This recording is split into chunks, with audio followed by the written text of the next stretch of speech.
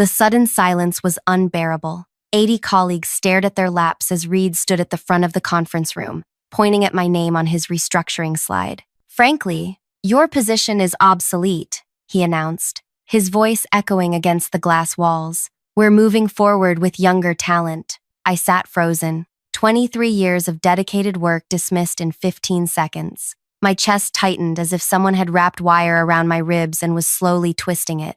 "Handcrafting luxury items is inefficient," Reed continued, gesturing toward his projected charts with manicured hands that had never created anything but presentations. "Our new automated systems will increase output by 300%. Artisans like you represent our past, not our future." A wave of heat crawled up my neck. 23 years. I'd started when this company created only 12 bespoke pieces annually. Now we produce thousands, each still bearing the subtle marks of human hands, my hands. The quarterly staff meeting had become my public execution. People studied their notebooks, avoiding eye contact. I searched for allies among faces I'd trained, mentored, even hired. Not one would meet my gaze. "We'll be transitioning your remaining team members to support roles for the new production system," Reed said, clicking to the next slide. "Your final day will be Friday." I gripped the edge of my chair, knuckles white. This was happening. Really happening. Then a chair scraped at the back of the room.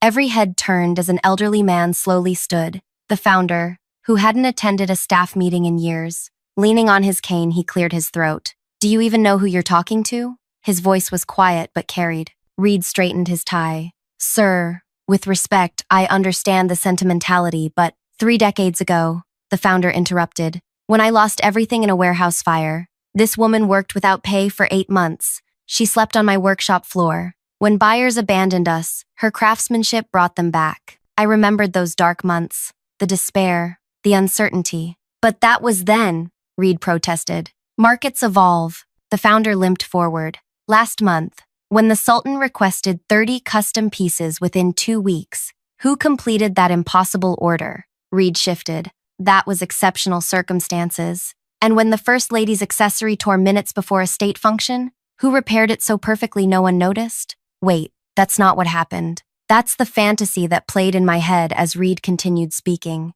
outlining how my division would be eliminated, how the heritage techniques would be preserved only as marketing material. What really happened was worse. No one stood up. No one defended me. The founder wasn't even there. And I sat silently, my face burning, as 2 decades of excellence was erased in a 15-minute presentation. "I want to ask you something.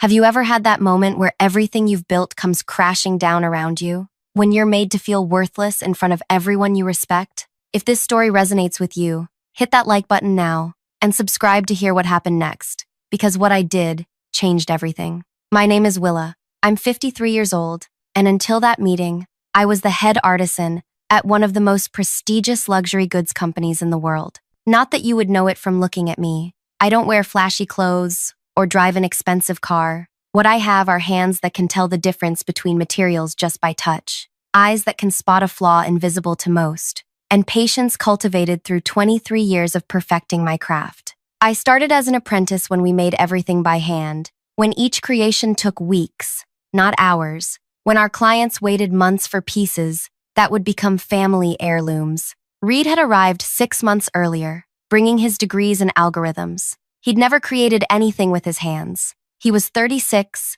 ambitious, and had the ear of our CEO, Preston. After the meeting, I walked back to my workshop alone. My team avoided eye contact, afraid they'd be next. The reorganization would begin the following Monday. My new role would be Heritage Consultant, a meaningless title with half my previous salary and none of the authority. I sat at my workbench, running my fingers over the tools I'd used for decades. Each worn handle had shaped countless masterpieces. Each carried stories in its grain. "I need the keys to the archive," a voice interrupted. Eliza, Reed's assistant, stood in my doorway, 20-something, sharp, and entirely aligned with the new vision. "The archive stays locked for a reason," I said, not looking up. "Those are prototype designs dating back 80 years. Reed wants everything digitized by next week," she said, hand extended. "The archive, your patterns, everything. Those patterns were created by hand," I said. "Many don't even have written instructions. They require experienced interpretation." "We'll figure it out," she said with the confidence of someone who has never failed at anything meaningful. The keys, please. I handed them over, watching as she walked away, already texting on her phone. That night I couldn't sleep. I kept seeing Reed's face as he said obsolete, like I was a broken machine, not a human who had poured my life into this company. Not someone who had missed family gatherings to meet impossible deadlines. Not someone who had trained dozens of artisans who now worked for our competitors. By morning, I had made my decision. If they wanted me gone, I would go. But not like this. Not erased and diminished. I arrived early, before the cleaning crew had finished. My workshop was already half emptied. My tools piled in boxes labeled Heritage Archive. The machines that would replace us hummed in the adjacent room, their operators still being trained. I checked my watch. I had 30 minutes before anyone else would arrive. Opening my personal cabinet, I removed a small wooden box containing the tools my mentor had given me when I completed my apprenticeship, tools that predated the company itself. They couldn't take these from me. As I closed the cabinet, a shadow fell across the doorway. "You're early," Reed said, leaning against the frame. "Saying goodbye to the old ways?" I met his gaze steadily. Something like that. He stepped inside, looking around with the expression of someone inspecting an ancient relic. Mild curiosity mixed with the certainty that nothing here had relevance to modern life. "I hope you understand this isn't personal," he said. "It's simply evolution. The clients don't care about handcrafted quality anymore. They want the label, the status. We can deliver that faster and cheaper." I placed my box of tools in my bag. "Is that what Preston believes too?" Something flickered across Reed's face. "Preston trusts my judgment. My methods brought success to 3 other heritage brands. How are those brands doing now?" I asked. "Still thriving?" His smile tightened. "Change requires sacrifice. Sometimes the old must make way for the new." As he turned to leave, he paused. "By the way, your team will be reporting to Eliza starting today. I've moved your final week to administrative leave. HR will contact you about the exit process." I stood alone in my half-empty workshop, the space I had occupied for over 2 decades. Through the window, I could see Reed walking toward the executive building, already moving on to his next conquest. What he didn't know, what none of them knew, was that I had no intention of going quietly, because while Reed saw me as obsolete, he had overlooked something critical about people with my experience. We know where all the weak points are. 3 days into my administrative leave, I sat at my kitchen table surrounded by newspaper clippings, old company newsletters, and notes I'd compiled over 23 years. My hands moved methodically, organizing information while my mind calculated possibilities. My phone vibrated with another message from my former team. "They're ruining everything," wrote Gina, my protege of 7 years. "The machine tore through a limited edition hide yesterday. $500,000 wasted." I placed the phone screen down without responding. Gina had sat silently during my humiliation. They all had. The doorbell rang. Through the peephole, I saw Eleanor, the company's HR director, standing on my porch with a leather portfolio, the same portfolio I'd handcrafted for executive gifts 5 years ago. "Willa," she said when I opened the door, "I brought your severance package." Her eyes avoided mine as she stepped inside. Eleanor had been with the company almost as long as I had. We'd once shared lunch every Wednesday. "Tea?" I offered, my voice deliberately calm. "I can't stay," she said, placing the portfolio on my counter. "Everything's explained in the documents. The separation agreement needs your signature by Friday." I nodded, not touching the portfolio. "How are things?" Eleanor hesitated, conflict visible in her expression. "Challenging. Reed's moving fast. The board seems impressed with the projected numbers. And the quality issues? There's a learning curve," she said carefully. "Preston believes it will stabilize." "Preston hasn't been on the workshop floor in years," I said. "Has he actually examined the new products?" Eleanor fidgeted with her bracelet. "Look, I shouldn't be telling you this, but there's an emergency meeting tomorrow. The Miyamoto order was completed using the new process, and they've rejected the entire shipment. It's a 7-figure loss." I kept my expression neutral, but inside, a tiny flame kindled. The Miyamoto family had been clients for 3 generations. Their standards were exacting. "I'm sorry to hear that." Eleanor moved toward the door, then paused. "Reed's blaming your team. Says they've been sabotaging the transition." The flame grew hotter. "My team wouldn't need to sabotage anything. The machines can't do what we do." "Maybe," Eleanor sighed. "But Reed has Preston convinced this is just resistance to change." Anyone who raises concerns is labeled as difficult. But after she left, I opened the portfolio. The severance was insultingly small. 6 weeks' pay for 23 years. The agreement included a non-disparagement clause and a prohibition against working for competitors for 2 years. They wanted me silenced and sidelined. That evening, my doorbell rang again. This time, it was Xavier, the founder's son and nominal chairman of the board. At 65, he had his father's sharp eyes but none of his vision. He'd been largely absent from operations for years, focusing instead on his yacht collection and third wife. "May I come in?" he asked, his voice carrying the slight tremor of age or anxiety. I led him to my living room, where he lowered himself into an armchair with a grunt. "I'll be direct," Xavier said. "Things aren't going well since your departure." "It's been 3 days," I noted. 3 very expensive days. He leaned forward. "The Miyamoto rejection is just the beginning. 2 other major clients are threatening to cancel standing orders." I waited, saying nothing. "Reed assures us it's temporary," Xavier continued. "But I'm not convinced. My father always said you were the heart of our craftsmanship." "Your father has been dead for 12 years, I said flatly. "And in that time, you've cut our quality control budget every year while demanding higher output."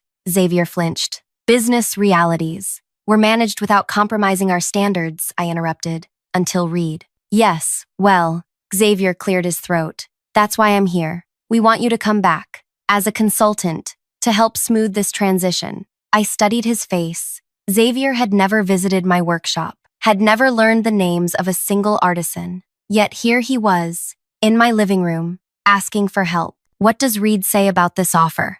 Xavier's hesitation told me everything. "Reed doesn't know I'm here. He's convinced his approach is right, and Preston supports him, but I have concerns. So I'd be undermining the man who publicly humiliated me, while having no actual authority? You'd be preserving your legacy," Xavier countered. "And if things improve, who knows what might happen with Reed's position?" I stood, signaling the end of our conversation. "I'll consider it." After Xavier left, I returned to my kitchen table, and the materials spread across it. His visit had confirmed what I suspected. Cracks were already forming in Reed's vision. But returning as a powerless consultant wasn't my plan. That night, I received a text from an unknown number. "The archive has been emptied. All designs digitized. Originals headed to storage. Thought you should know." I smiled for the first time in days. The pieces were moving into place. What Reed and Preston didn't understand was that our company's value wasn't in the products themselves, but in the knowledge behind them. Knowledge that lived in the hands and minds of artisans like me.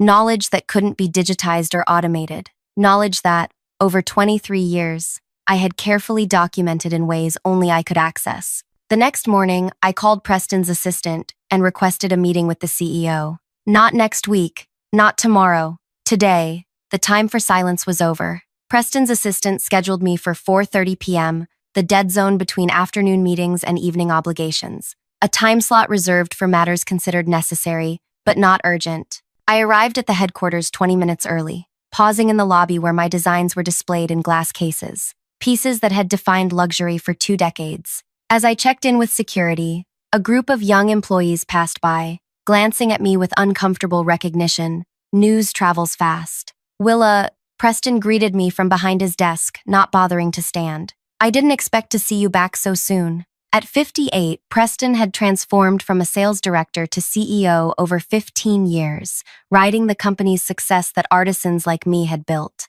He'd been my ally once, before quarterly targets became his religion. "I'm surprised Xavier didn't mention our conversation," I said, taking a seat. Preston's eyebrows lifted slightly. "Xavier visited you? That's interesting." The Miyamoto rejection concerned him. "A temporary setback," Preston dismissed with a wave. "Reed has already implemented adjustments to the process." I nodded. "That's actually why I'm here. I've been thinking about ways to smooth this transition." For 30 minutes, I outlined a compromise, keeping a small team of master artisans for special commissions, while gradually introducing automation for standard lines. Preston listened, occasionally making notes. "Your proposal has merit," he finally said, "but it contradicts Reed's vision of comprehensive modernization." "Reed's vision is costing you clients," I countered.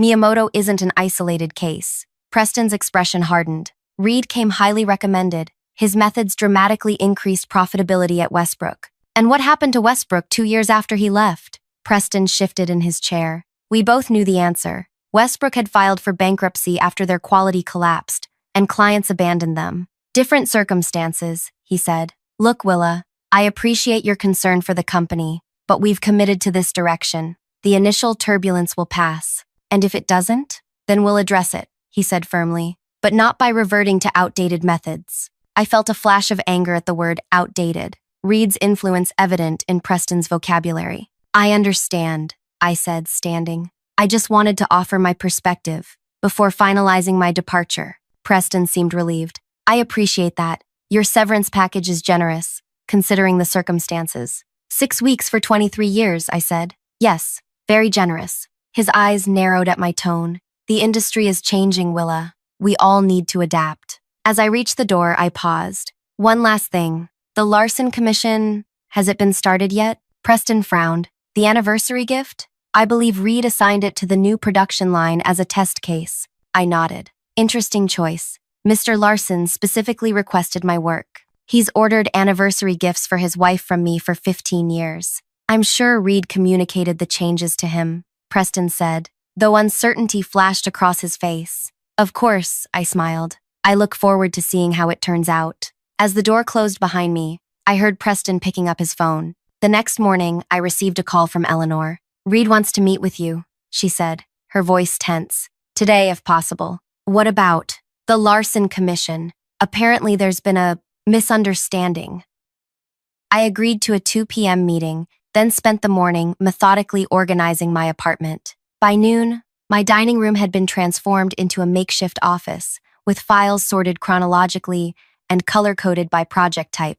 At 1:30, my phone rang again. Willa, it's Gina. Can you talk? I have a meeting with Reed soon, I said. I know. That's why I'm calling. Her voice dropped to a whisper. He's been in crisis mode since yesterday. The Larson rejection hit him hard. I smiled to myself. Rejection? Already? Mr. Larson came in personally this morning. He took one look at the prototype and walked out, said he'd take his business elsewhere unless you personally handled his commission.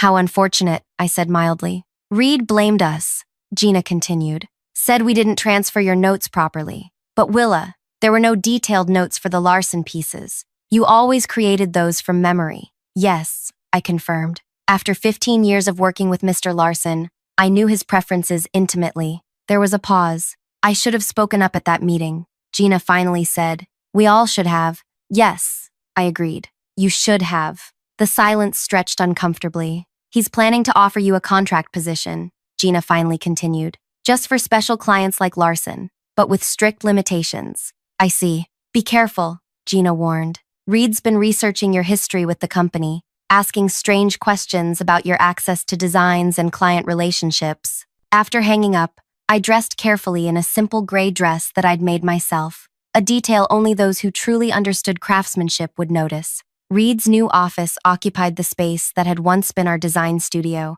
The walls, once covered with sketches and material samples, now displayed digital renderings and productivity charts. Willa, he greeted me with professional warmth that didn't reach his eyes. Thank you for coming in on short notice. I took the offered seat. Eleanor mentioned the Larson Commission. Yes, Reed said, leaning forward. There seems to have been a miscommunication regarding Mr. Larson's expectations. Not a miscommunication, I corrected. A failure to understand the nature of true craftsmanship. Reed's smile tightened. Nevertheless, Mr. Larson is an important client, which brings me to my proposal. The offer was, as Gina had described, a limited contract position for legacy clients who specifically requested my work. The hourly rate was fair, but the terms were restrictive. I would have no access to the main workshop, no contact with my former team, and all designs would become company property. You'd work in a private studio we're setting up, Reed explained, with full surveillance, of course, for quality control purposes.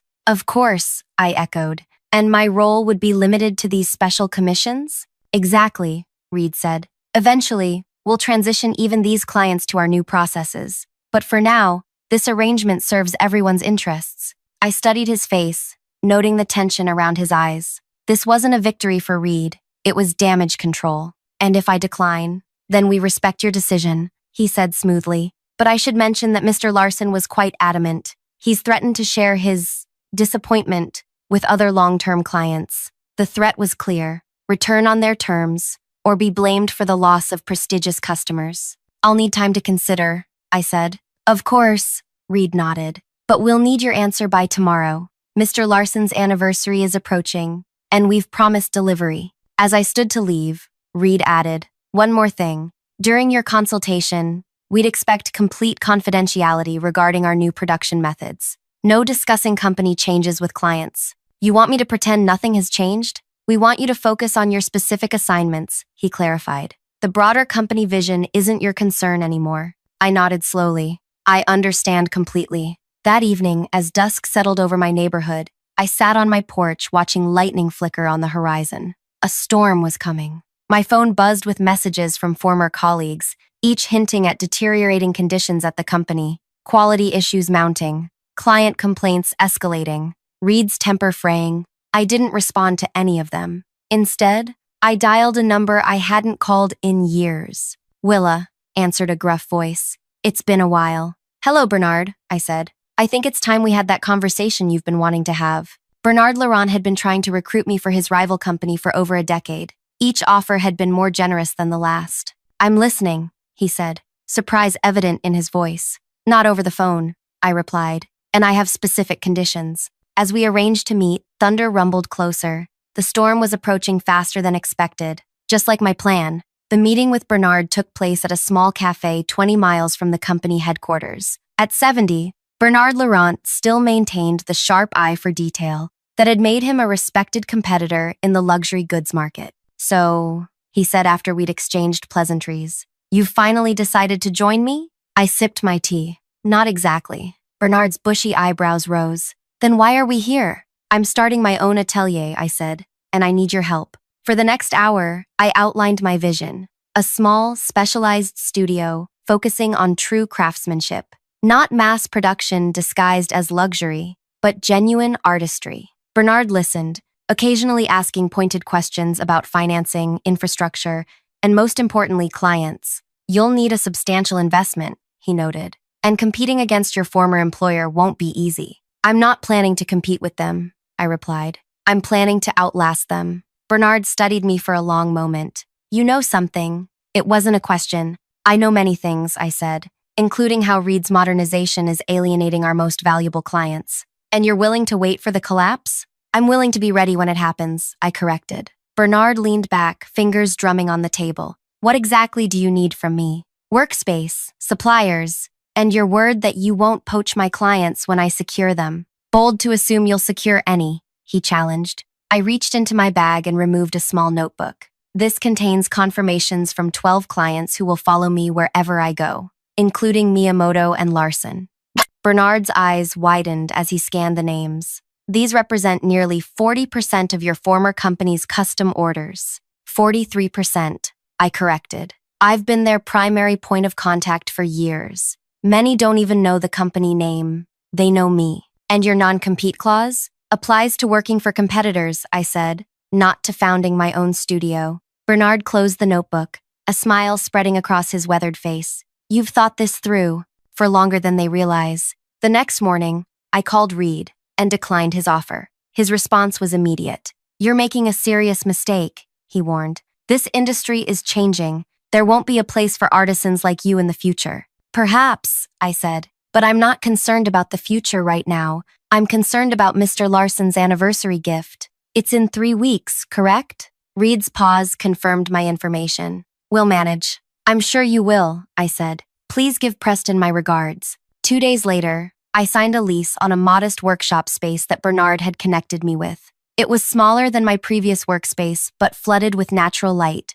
perfect for detailed handwork. I spent the week setting up, ordering materials, and designing my new business cards, which read simply, Willa, Artisan. On day 8 after leaving the company, the first call came. Is this Willa? The voice belonged to Mrs. Hawthorne, a client of 15 years. It is. They told me you'd retired, she said, irritation clear in her voice. But my assistant discovered you've opened your own studio. I'd like to commission a piece. By the end of the week, I had appointments with 7 long-standing clients. None had been informed of my departure. They'd been told I was unavailable or had moved on to other projects. Meanwhile, My former colleagues kept me updated on the deteriorating situation at the company. The machines Reed had installed continued to produce substandard work. The remaining artisans were being blamed for sabotage when they pointed out quality issues. Client complaints mounted. Gina called on a Sunday evening, her voice hushed. There's an emergency board meeting tomorrow. The Larson piece was delivered yesterday. And? It was rejected again. Mr. Larson went straight to Preston, threatened to contact business publications about the company's fraudulent quality claims. It's chaos here, Willa. I thanked her for the information, then spent the evening preparing for what would come next. The following afternoon, Eleanor called. The board wants to meet with you, she said, her voice carrying the weariness of someone caught in a corporate storm. Tomorrow morning. What about? They wouldn't say exactly, but Xavier was present, and he insisted on contacting you. I agreed to the meeting, then called Bernard to update him. Be careful, he warned. They may offer you something substantial to return, or they may try to intimidate me about client contacts, I countered. Either way, you're in a stronger position than they realize, Bernard said. The clients who've contacted you did so independently. The board meeting was scheduled for 10 a.m. in the company's main conference room, the same room where Reed had humiliated me weeks earlier. I dressed carefully in a handcrafted outfit that subtly displayed techniques unique to my work, a silent statement of value. The room fell quiet as I entered. Around the mahogany table sat the 9 board members, including Xavier. Preston occupied the chair at the head, with Reed to his right, a portfolio opened before him. Their expressions ranged from concern to barely concealed hostility. Thank you for coming, Willa, Preston began. We wanted to discuss some concerns that have arisen since your departure. I took the empty seat directly across from Reed. What concerns specifically? Xavier cleared his throat. Several of our most valuable clients have expressed dissatisfaction with recent commissions. Some have canceled standing orders. That's unfortunate, I said. Reed leaned forward. We have reason to believe you've been contacting these clients directly, disparaging our new production methods. I haven't contacted anyone, I said truthfully. They found me. Found you? Preston interrupted. How would they even know you'd left? Perhaps when their calls and requests specifically for me went unanswered, I suggested. Or when they received machine-made products after years of handcrafted quality. Reed's face flushed. The quality issues are temporary. The quality issues are inherent, I corrected. You cannot automate what takes 20 years to learn. An uncomfortable silence fell over the room. Xavier finally spoke. The board has discussed the situation at length. We believe a recalibration of our approach may be necessary. Preston shifted in his chair. What Xavier means is that we're considering maintaining a small artisan division for specific clients while continuing our modernization elsewhere. And you want me to lead this division? I stated. Yes, Xavier confirmed. With appropriate compensation and authority, of course. I looked at each face around the table. Most couldn't meet my eyes. I'm afraid that won't be possible, I said. I've established my own studio. Reed's laugh was sharp. A small workshop can't compete with our infrastructure. I don't need to compete, I replied. I only need to serve my clients. Your clients? Reed's voice rose. They are company clients. Your contact with them was as a company representative. I smiled for the first time. Actually, that's not entirely accurate. I opened my bag and removed a bound document, sliding it across the table to Preston. What's this? He asked, flipping through the pages. My original employment contract, I said, along with every amendment over 23 years. You'll notice Section 12, Paragraph 3, specifically addresses client relationships. Preston found the page, his expression shifting as he read. For master artisans, I continued, client relationships developed through personal craftsmanship remain the intellectual property of the artisan, not the company. This clause was created by the founder to ensure artisans would be motivated to develop long-term client loyalty. Xavier leaned forward. Is this accurate? Preston nodded slowly. It appears to be, though this clause hasn't been included in contracts for at least 15 years. But it was in mine, I said, and never amended. Reed snatched the contract, scanning it with growing alarm. This is an oversight, clearly not intended to. It's legally binding, interrupted the company's legal counsel, who had been silent until now. I reviewed these documents when Miss Willa's severance was prepared. The clause is valid. The revelation hung in the air. I had not stolen clients. I had retained relationships that legally belonged to me. Furthermore, I continued, I've never disparaged this company. I simply informed clients who contacted me that I now work independently. Preston closed his eyes briefly. How many? 17 so far, I said, representing approximately 60% of your custom order revenue. The number sent a visible shock through the room. Reed's face had gone from flushed to ashen. This is unacceptable, he stammered. We'll pursue legal action. On what grounds? I interrupted. I've violated no agreements. I've merely exercised rights preserved in my contract. Xavier turned to Preston. We need to discuss this privately. Preston nodded, then addressed me. Willa, would you mind stepping out while we confer? I gathered my belongings and walked to the door, then paused. There's something else you should know. All eyes turned to me. The techniques I developed over 23 years, the proprietary methods that made our products unique, those belong to me as well. Section 14, paragraph 7. Techniques and methods developed by master artisans remain the intellectual property of said artisans unless specifically commissioned and documented by the company. Reed jumped to his feet. That's absurd. You developed those techniques while employed here. I did, I agreed. But the company never documented them as required by the contract. In fact, Reed recently had all my handwritten notes digitized and the originals placed in storage, without proper documentation of ownership. The legal counsel closed his eyes, confirming my interpretation with his silence. I opened the door. I'll wait outside. 40 minutes later, Xavier emerged. We'd like to continue this conversation, he said. Perhaps over lunch? The board had reached a decision. They would not pursue legal action against me, recognizing that it would only further damage their reputation with elite clients. Instead, they proposed a partnership. My new atelier would become an exclusive, high-end division of the company, operating independently but under their umbrella. Reed was notably absent from lunch. By dessert, I learned he had been placed on administrative leave pending review. The board has concerns about his approach, Xavier explained carefully, and about certain representations he made regarding client retention. I declined their partnership offer. I prefer true independence, I told them, but I'm open to a limited collaboration on specific projects. We eventually negotiated an arrangement where I would accept select commissions that required resources beyond my new studio's capabilities. The company would provide materials and infrastructure. I would provide the craftsmanship and client relationship management.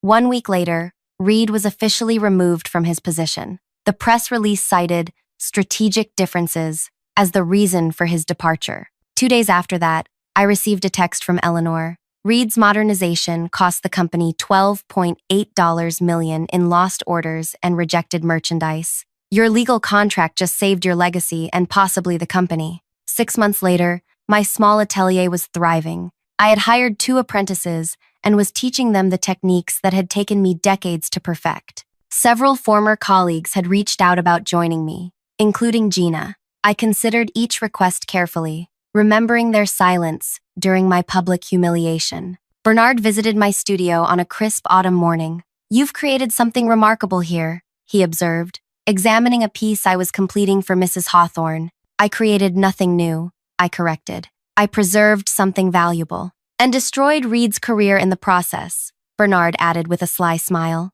I set down my tools. Reed destroyed his own career by devaluing what he didn't understand. Bernard nodded thoughtfully. The oldest lesson in business: never underestimate what appears obsolete to your untrained eye. As I look back now, I realize my story isn't really about revenge. It's about value. The value of expertise, of patience, of tradition. Reed saw me as obsolete because he couldn't see the worth in what I'd spent decades perfecting. His mistake wasn't modernization. It was dismissing the foundation that made the company successful in the first place. If you've ever been undervalued or pushed aside for the new and improved, I hope my story reminds you that true quality endures. Experience matters. Craftsmanship matters. And sometimes, the most powerful response to being called obsolete isn't loud resistance, it's quietly proving your lasting value. If this story resonated with you, please hit that like button and subscribe for more tales of resilience and reinvention. Share in the comments a time when you were underestimated and how you proved your worth. Because in a world obsessed with the new, there's profound power in honoring what endures.